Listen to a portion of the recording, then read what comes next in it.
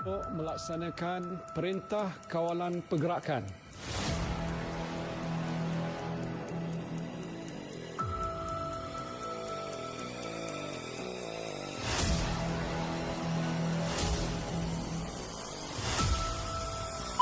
Going live in 3, 2, 1, cue.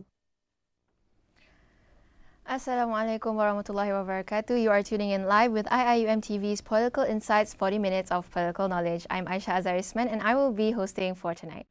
So before we dive into today's topic, do not forget to follow IIUM TV on all of our social media platforms: YouTube, Facebook, Instagram, Twitter, Spotify, and also LinkedIn.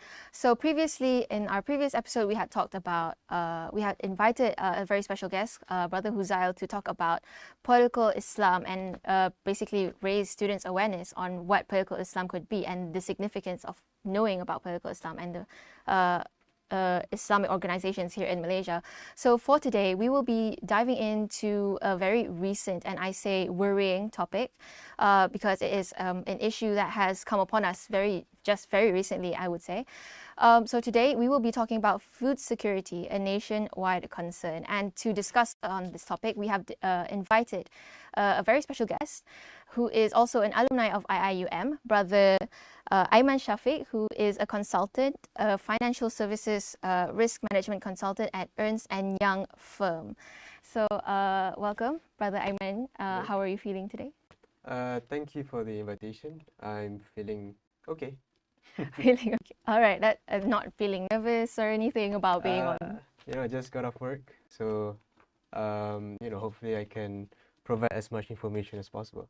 Have enough energy to proceed to today's topic? Yeah, definitely. Okay, for sure. That's great. Okay, so considering the fact that you are ready, we will jump straight into today's topic. So the first question, state the obvious. We will start off with maybe Brother Aiman, can you maybe share with us what is the meaning of having food security? What does it mean to a nation? Right. So for food security, as the FOA, I think it's called the Food and Agriculture Organization, they made a statement that food is not just a basic human needs, it is also a human rights. And I think, aside from water and air, food is also very, very important for all of us. And the FAO also highlighted the definition. They have the 4 pillars, but I couldn't quite remember. So basically, so to say, it's as important as having a shelter at your home, having a clean water, having a fresh air. So yeah, ultimately, if we disregard the importance of food, then, we might go into poverty, we might go into scrutiny. There's also a possibility of riot as well in the nation. Thank you very much. So that is briefly what food security means to a nation. So some say that food security is a huge problem here in Malaysia, and some say that, we're still in a chillaxing stage. We don't need to worry about it much or anything. So what do you think about this double-sided opinion? Right. So those who does not think food security is an issue, I can confidently say that they are a tweeted team members, right? So I mean, they're pretty much comfortable in their life, because food security has been an issue ever since the pandemic. It started way back in, I think the most prominent would be 2020, the year 2020. But with the current events going on right now, certainly it has been extended until now, and to see whether it would resolve or not, it's very much, uncertain to see. There's a lot of risk going on in that particular issue.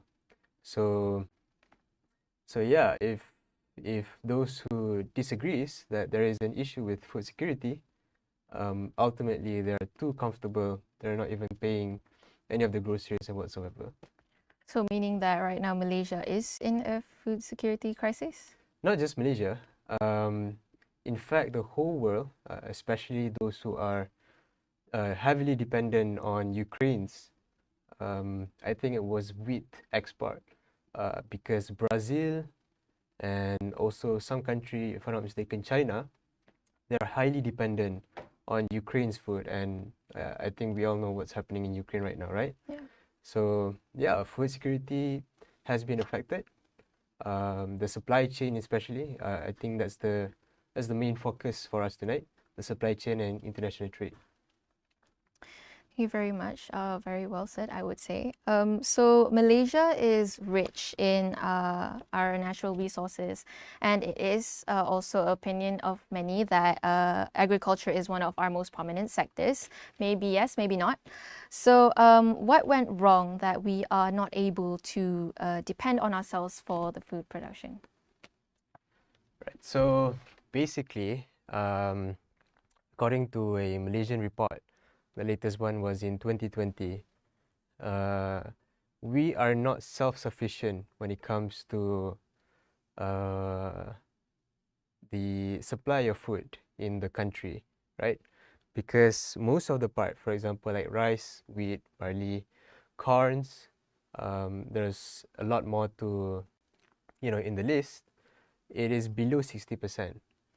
But in 2019, for meat, poultry, pork, and some fisheries, if I'm not mistaken, we are, in a way, we could say we are self-sufficient. But the very recent report suggests that we are now dropping in numbers in terms of the self-sufficiency of such food. And the question was, what went wrong, is it? Yep. Right. So Malaysia, they used to be a agricultural, so to say, agricultural heavily sector, right, before our Independence Day. Because back then, the trading system that was practiced was mercantilist, right? So I don't want to go too detailed into what mercantilist is, but it basically is the way how most, how do I say, conquerors, right? So most conquerors practice this mercantilist thinking they're going to be, it's the best economic practice, but it's a win-lose situation. Right, but maybe I'll elaborate more on further questions after this. So in a way, we used to be an agricultural sector country, and then after Razak's era, we are slowly shifting into manufacturing, right? So after manufacturing, it was post Mahathir's era. That is where we are trying to shift into service sector. And the issue here is that we failed to deindustrialize from manufacturing to service. This is called the premature deindustrialization, right? And this premature deindustrialization was the reason why most of our Malaysian are unable to have this very high-skilled labor. Now, of course, when most country successfully deindustrialized, we can say United Kingdom, we can say United States, they successfully deindustrialized. But for Malaysia, for India, as well as I couldn't recall some of the countries, so we faced that premature deindustrialization, right? So with that, we are stuck in this middle class trap, if you're familiar with it. So that was an issue back then in 2019. But until now, the status quo still remains in that course. So we've completely abandoned agriculture in pursuit of this developed nation, so-called developed nation status.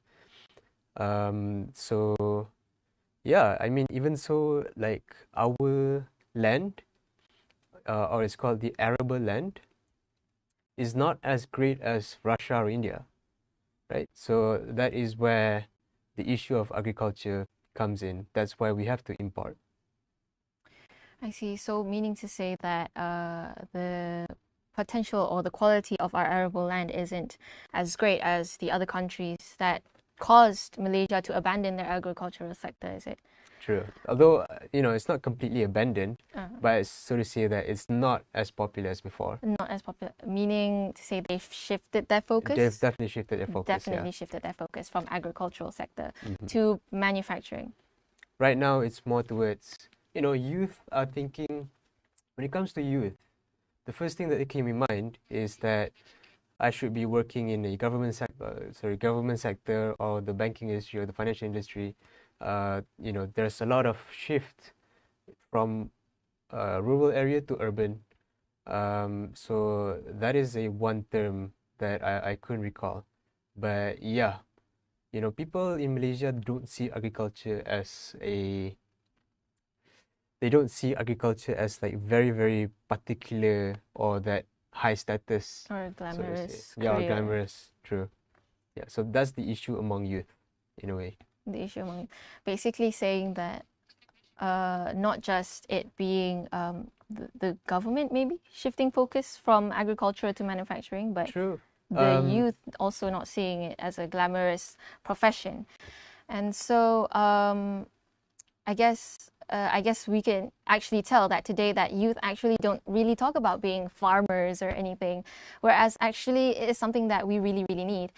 Thank you very much for this first segment of today's episode. So before we proceed, do stay with us, for we will have a commercial break. Stay in your seats and we'll be with you right after the break.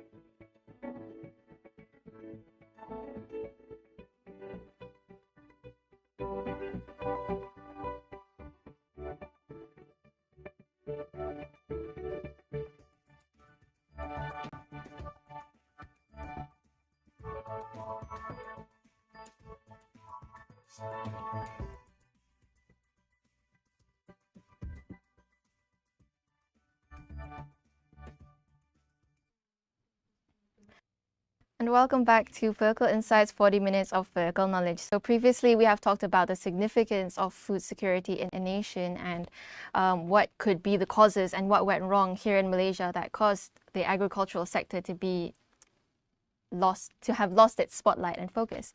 So moving straight on, lately there are so many uncertainties that would ultimately affect the agricultural production. So, for instance, the extreme weather here in Malaysia could instantly destroy crops and the productions of would you say farming, things that take a long time to develop, right? So it would instantly destroy all those things. So do you think that agricultural sector here in Malaysia, I'm very sorry, but do you think that our agricultural sector in Malaysia would be able to withstand that situation, those natural cause kind of situations? Right. So before that, I feel like I need to add on the reason why Malaysia is facing food security is, of course, number one, we are not self-sufficient in most of our food product. Number two, it's because of the disruption of supply chain. So to overcome the demand of this food and these resources, we have to import, right? So with that import, that is where the risk comes in. And to elaborate more, basically we import a lot from Thailand, right? And for example, rice also as well as chicken. So the issue in Thailand right now, why do we have food security issue? Why does the supply chain is disrupted? It's because Thailand has a fever. I think it was a Brazilian flu fever, something like that.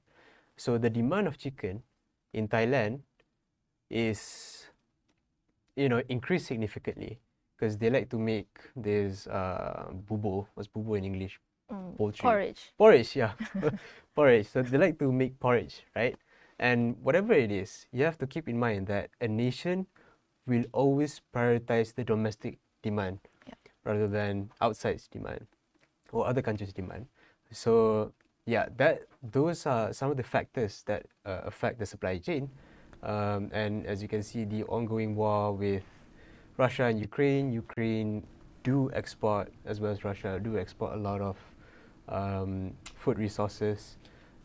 Also, we have this weakening ringgit Malaysia because most of the trades are traded based on US dollar, right?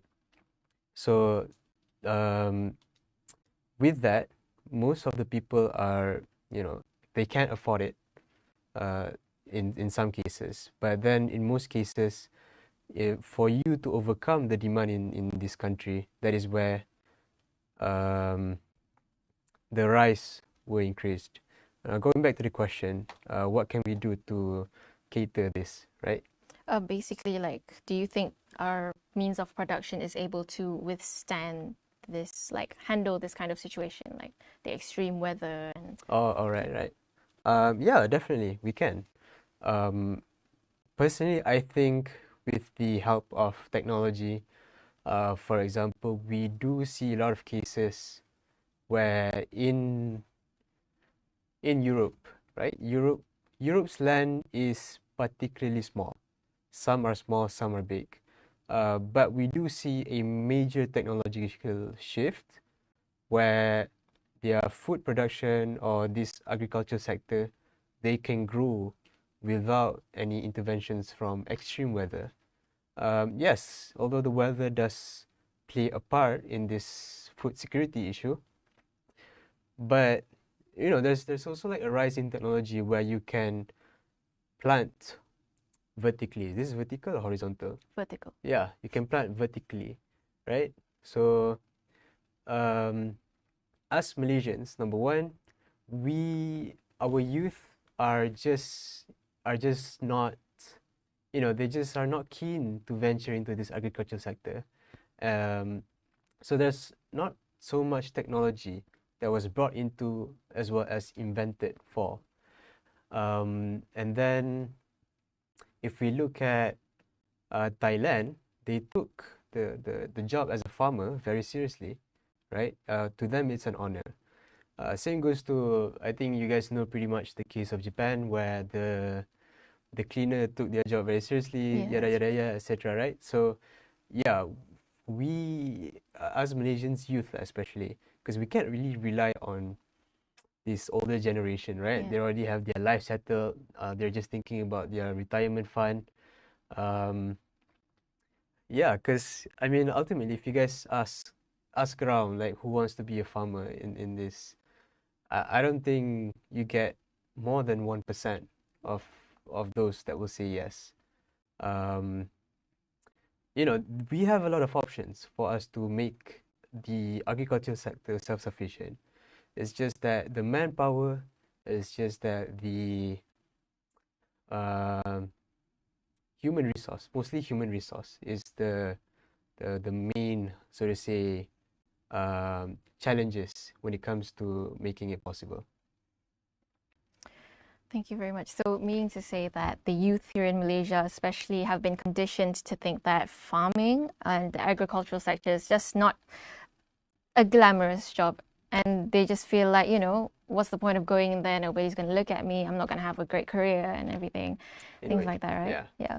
So, that would probably be the reason why our food production cannot be able to go on or like be dependent on itself. So basically, the low supply and high demand in our food sources has causes a rise in the prices of goods and eventually led to inflation.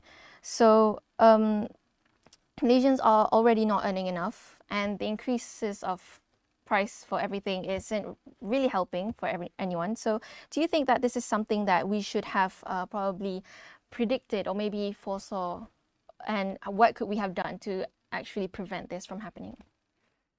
Well, if I'm being honest, right, from my personal opinion, I don't think we can do much because we are now in a globalized country. Sorry, globalized world. Yeah. So we depend each other on each country to one another, right? So this is called comparative advantage. For Malaysia, we produce a lot of electronic goods, such as, I think if I'm not mistaken, maybe the microchip, but we are the leading sector when it comes to electronic components and everything. So obviously some countries, they can't do everything, right? But I believe that with the initiative of these small firms, maybe not small firms, but individual, because agriculture can thrive. Because currently, right now, what is the status quo? The status quo is that most of these farmers, right, they have to go through middlemen. That is an issue because farmers earn less and middlemen mark up the price to 200%, right? Another issue is that there's a agricultural cartel. So this is where the politically tied companies, they form a cartel of this most of the basic stuff. And how do I say this? Okay, for most GLCs and this politically tied company, right? They don't focus on food. They focus on raw materials, right? So they don't process it. Mm-hmm. So for it to be ready-made, whether we like it or not, we have to import. Now, it's for some part we can blame the government, but some part we cannot blame the government because the best thing that the government can do right now is to put a price ceiling on each and every good. That was done back in 2019. Previously, there's also a price ceiling and everything, right? If we want to resolve a subsidy, I think it's a bit hard because, our country is at debt for a lot of money, and subsidy, it can be an option, but ultimately, I think those guys at the Ministry of Finance know what they're doing. So should we expect this? Yeah, every once in a while, I think we should expect this. It's very hard for us to be self-sufficient. It's possible. It's not impossible. But there needs to be a paradigm shift, so to say, right?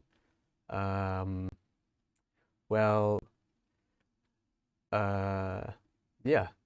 Sorry, I think that's it. So, very briefly, do you think that we have the technology here in Malaysia to actually help our agricultural sector propel? Just very briefly. Yeah, so technology-wise, I think we have to import as well. Okay. So basically, Malaysia does not have that in store, probably, the technology. Yeah, I don't think we to have help. that technology. Okay, it's so made somewhere else. yeah, so like we can probably see that here in Malaysia, like everywhere else in the world, there's already the technology to help the agricultural sector like expand and develop and, you know, help countries to actually be dependent on themselves and not depend on other countries. But Malaysia hasn't really got up to that level yet, I assume, according to Not what to you've that said. level, but actually it's a bit harder to start a technology in Malaysia because of our Yeah. low in demand, Yeah. right? With that, I guess we'll just have to wait further into the discussion. So before we go deeper into today's discussion, since it's become a little bit more interesting than it did before, we will be back with you after this short break. Take a sip of water and stay in your seats. We'll be back with you shortly.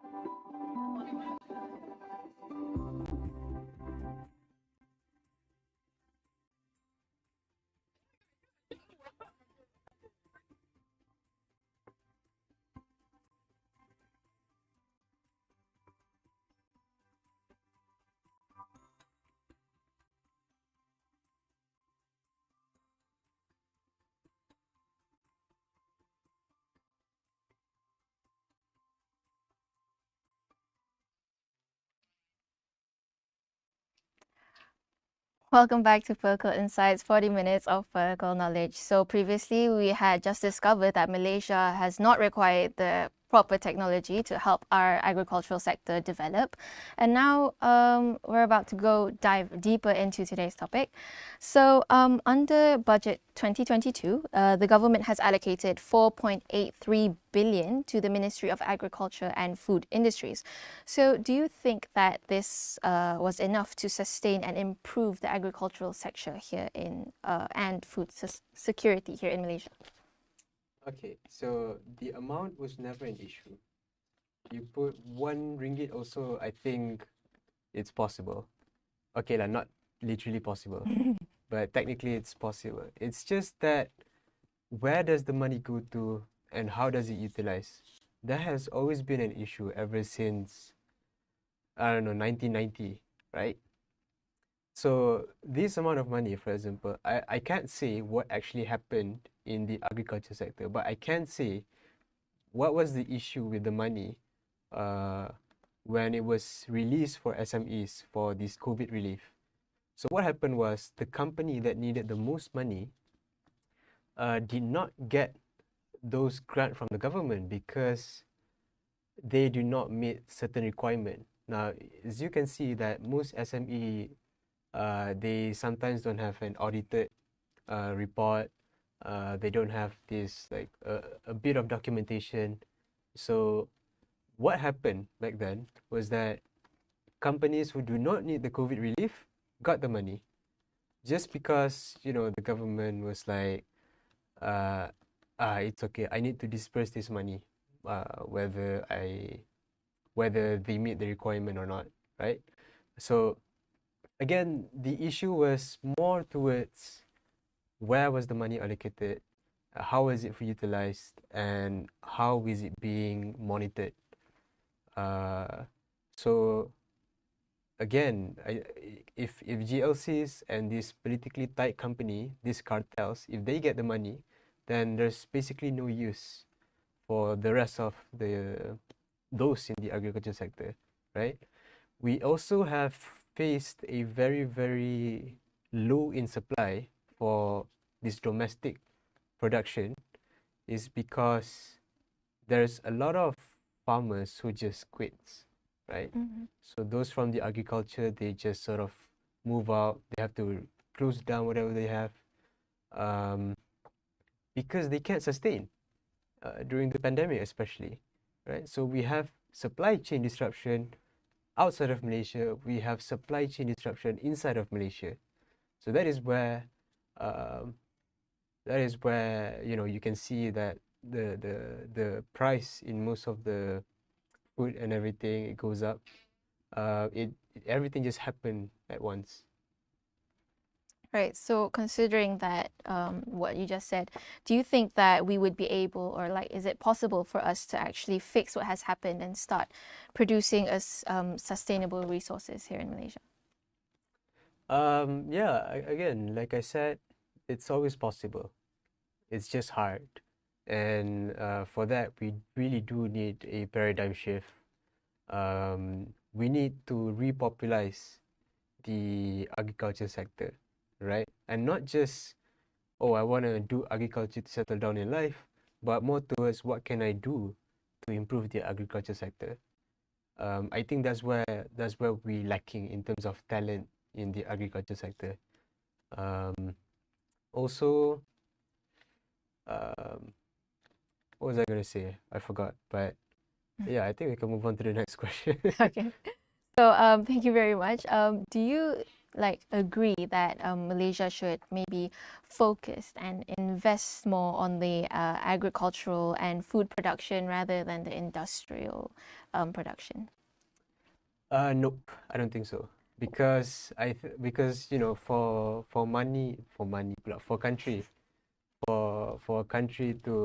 us to move to this middle income trap, ultimately we have to venture into those areas, right? The industrialization area. We need to I think the current initiative is that we want to make an Islamic hub at Malaysia, just like what Singapore did, being a financial hub at ASEAN. I think that's the best approach for us to have more export rather than imports. So with that, more of if we have more exports than import, then we basically have, shortages? It's not shortages, but we have an abundance of money, so to say, for the GDP, right? So this agriculture sector, it's very hard nowadays to have it as a main export commodity. The best we can do is, meet the supply, meet the domestic demand. That's the best we can do if, let's say, we are too focused on agriculture. But of course, I'm an economics student. And I'm now working in the financial sector. So maybe it's a bad advice, but yeah, ultimately, I just think that, in my personal opinion, if not balanced, at least it should be like 60-40 for other sectors and agriculture sector. I see. So meaning to say that even though food security and the production of the food resources here in Malaysia is quite worrying, but we shouldn't focus too much on the agricultural sector. Is that what you're trying to say? That's my opinion. That's your opinion, yeah. Solely your opinion. My opinion. Opinions matter. Opinions matter. So what do you think we can do to actually make agricultural sector seem more glamorous in the youth, or how can it be more attractive to the youth? Yeah, to be honest, I did try to figure that out as well. But I used to have a business idea in terms of this agropreneur, right? But what motivated me was money. I think what motivated most of the youth They go into foreign exchange, they go into this crypto, NFT, whatever. The motivation was money, right? So if we can show to people that in the agriculture sector is as profitable as any other sector, then I can rest assured to you that agriculture sector can be revitalized. Meaning say that that how would you say this? Like Money is the motivation. money is the motivation. That's it. Okay, it's nicely and simply put, money is the motivation. Money is the motivation. So yeah. what would be your I don't know, maybe your hopes for the future of the agricultural sector or future of food security in Malaysia simply? Right. So frankly speaking, the only thing that I wish for now in the agriculture sector is that there's a lot of involvement of technology. Because right now, whether we realize or not, we are slowly shifting from IR 4.0 to IR 5.0. Those words are not yet official, but in a way, these are the things that make our daily life better. And I think it can make business easier and better as well. So enough of this traditional agricultural style. I want to see more technology being involved where we can increase the rate of production, where eventually we will be self-sufficient with the involvement of technology. And I wish to have youngsters with innovative idea on how to solve this food security issue as well as agriculture, right? So yeah, I think we're lacking talent on that part. Lacking talent and the technology. Technology, I mean, in terms of technology in Malaysia, it's very hard to do it because it's better to do it in Indonesia actually, because the demand for Indonesia may be higher, right? Compared to Malaysia, we only have like what, 30 million people or 60 million? I'm not 30 million. sure. If I'm not mistaken, it's 30 million. Okay. Yeah. So 30 million is not enough. Singapore, how they do is they produce services. And I think Malaysia should go into that as well. Make a hub of something so that is where the whole country can gather there and make business there. That's how we can become this, tiger of ASEAN, so to say. Thank you very much, Brother Aiman Syafiq. Aiman Syafiq, right? I'm so sorry. Yeah, correct. So, as we can all see from today's discussion, that food security is definitely something that is we should focus on. Not meaning to say focus on entirely, but something that we shouldn't put aside and take for granted. And also that Malaysia's youth, that would be me, that would be you, our precious viewers. Being a farmer doesn't mean you're not glamorous. That's not what I meant. But it's definitely not the case. Here in Malaysia, you would see that the agricultural sector is very something that people don't look at. But out there in Thailand, the farmers have a degree in business. What are y'all guys? So it's nothing to be ashamed of. So just trying to give you guys some motivation, like Brother Aiman just said, that money is the motivation. So you can get money in so many different ways, and this could be one of the ways in helping Malaysia to actually become a country that is dependent on itself. And you should be the first to do it.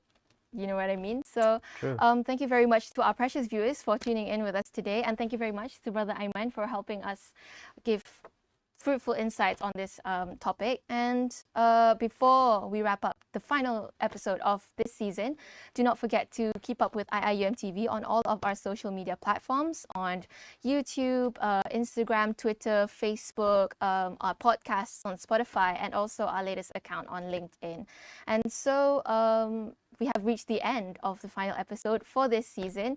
Do not fret, we will be back with another season sooner or later. So and with that, I'm Aisha Azarisman, your host for tonight, and you have been watching Political Insights, 40 Minutes of Political Knowledge.